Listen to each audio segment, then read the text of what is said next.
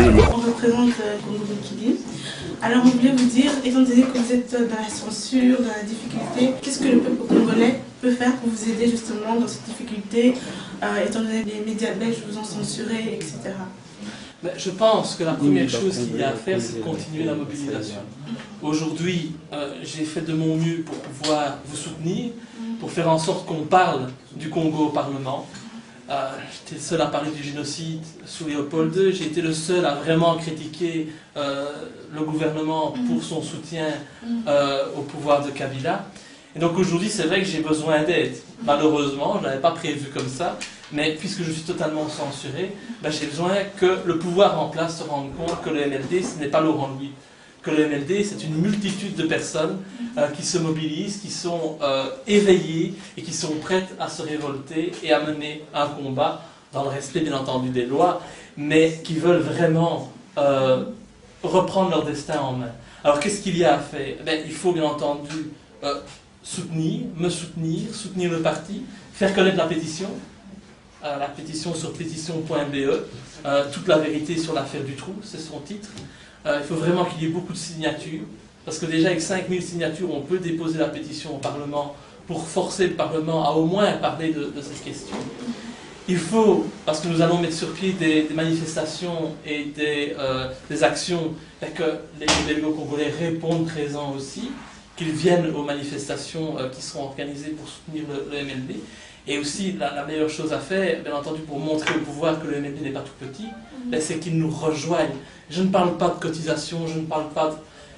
Tout ce que j'attends, c'est qu'il y ait des membres au MLD, encore plus qu'aujourd'hui, que la communauté se mobilise en se disant, voilà, nous voulons, tout comme lui, la vérité, nous voulons que la justice soit faite, en Belgique comme au Congo, et donc aujourd'hui, il n'y a qu'un parti qui représente cette recherche de vérité et de liberté.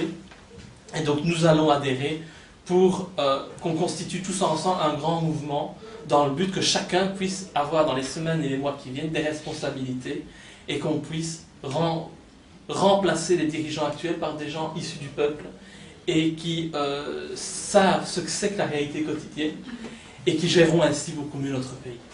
Donc moi j'aimerais savoir, cet acharnement sur vous en ce moment, est-ce que c'est simplement à cause de l'affaire Dutroux ou c'est parce que vous avez pris plusieurs fois parti pour le peuple congolais? Est-ce que c'est pas la goutte qui a fait déborder le vase, justement? Si, je pense que c'est véritablement un tout. J'ai pris des positions très fermes au niveau du Congo. J'ai forcé les représentants politiques qui ont pendant des années draguer la communauté congolaise à prendre leurs responsabilités qu'ils n'ont jamais prises. Et donc forcément, ces partis aujourd'hui, eh bien, ils sont complètement stupéfaits parce qu'ils se rendent compte que leur mensonge est aujourd'hui visible.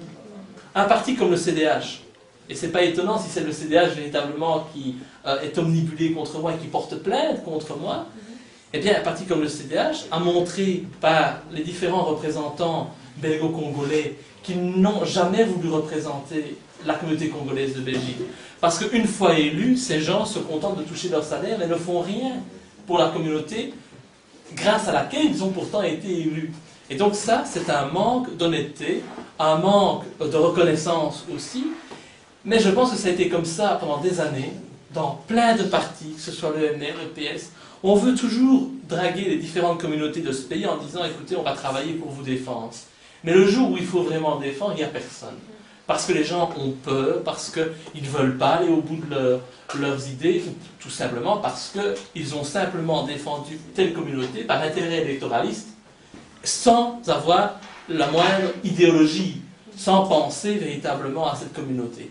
Donc je pense qu'aujourd'hui, le travail que j'ai fait, il a permis de mettre en lumière ce mensonge des différents partis politiques, et qui sentent évidemment qu'il y a un grand danger, c'est qu'ils vont perdre beaucoup de voix aux prochaines élections, puisque des mots d'ordre ont été lancés de voter pour le MLD. Il faut réagir. Et comment réagit-on mieux qu'en salissant quelqu'un? C'est la meilleure manière de discréditer le travail qui a été fait, et c'est ce que les partis aujourd'hui font, le CDH en tête.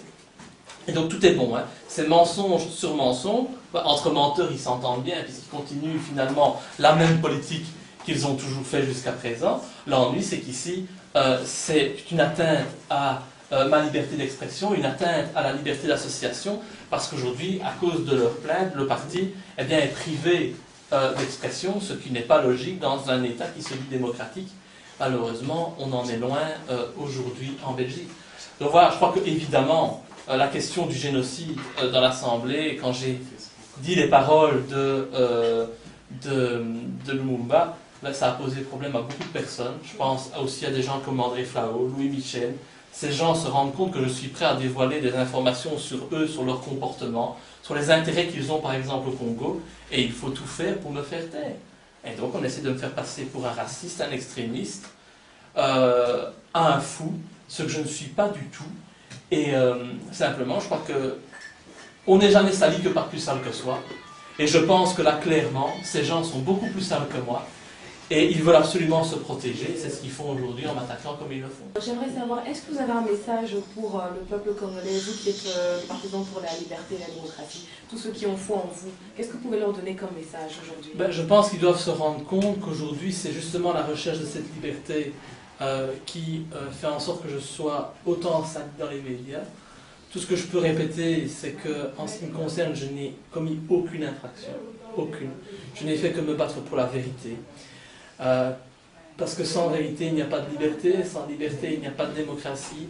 Et donc, je veux les rassurer en leur disant qu'ils ne doivent certainement pas s'en faire, que le MLD n'est pas mort, qu'il est bien présent, qu'il est bien vivant. On peut toujours nous suivre sur nos pages Facebook pour le moment.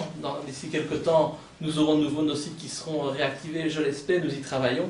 Pour le moment, c'est sur les pages Facebook, donc là ma page, Laurent Louis, la page Laurent Louis, page officielle, ou alors la page MLD, Mouvement pour la liberté et la démocratie. Donc ces trois pages sont toujours actives sur Facebook. La page Jeanne MLD également est toujours active.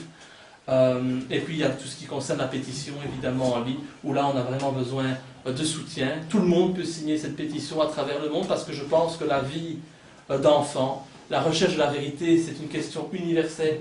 C'est pas une question belge, c'est une question universelle, ça concerne tout le monde. Et tout le monde a intérêt à ce que des assassins et des pédophiles, parce que c'est des réseaux internationaux, soient mis hors d'état de nuire. Et c'est ce à quoi nous allons travailler dans les prochaines semaines, dans les prochains mois. Nous focalisons notre travail sur la protection des plus faibles, comme on l'a toujours fait. Et pour cela, on a besoin de soutien. Donc je lance vraiment un appel pour que tout le monde puisse nous rejoindre, pour nous soutenir, parce qu'ensemble, tout est possible.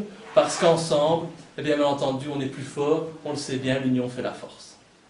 Merci, monsieur Laurent. Merci beaucoup. C'était MC pour Congo.